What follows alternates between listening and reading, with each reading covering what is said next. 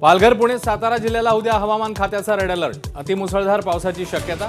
रायगड, सिंधुदुर्ग, रत्नागिरीत, नाशिक जिल्ह्यांना orange alert.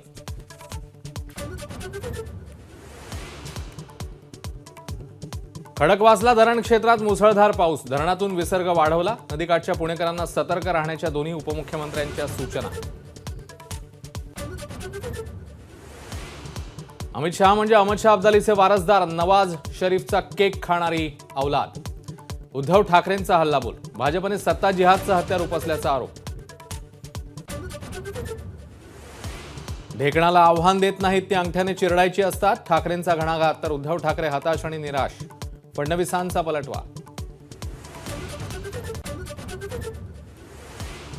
पीएच्या माध्यमातून अनिल देशमुख पैसे घ्यायचे. जेलची हवा खाणाऱ्या सचिन वाझेचं फडणवीसांना पत्र.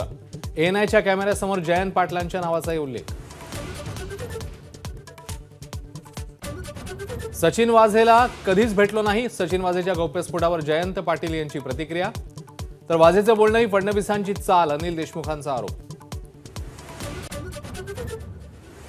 शरद पवार आणि मुख्यमंत्र्यांच्या बैठकीत अदानी कंपनीचे 2 अधिकारी उपस्थित. सूत्रांची माहिती. साखर कारखान्यांच्या थक हमीसाठी भेट घेतली. पवारांची माहिती.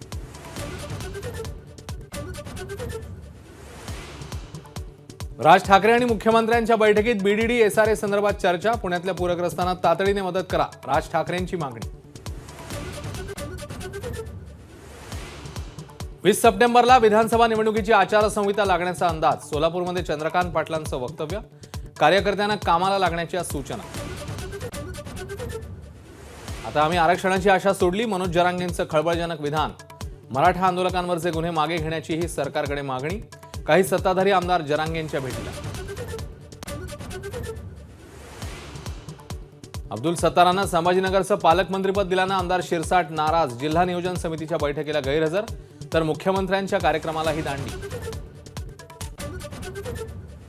निवडणूक आल्यावर काही जण मला जाणीवपूर्वक टार्गेट करतात. राजकारणाच्या क्षितिजावर मी नकोय अशी काहींची भूमिका. भाजप नेते हर्षवर्धन पाटील यांनी व्यक्त केली खंत.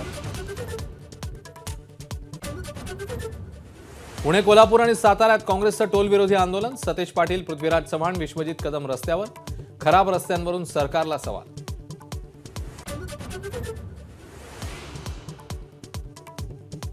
मनू भाकरचं ऑलिम्पिक पदकाच्या हॅट्रिकचं स्वप्न भंगलं. 25 मीटर पिस्तूल प्रकारात मनू 4थ्या स्थानावर.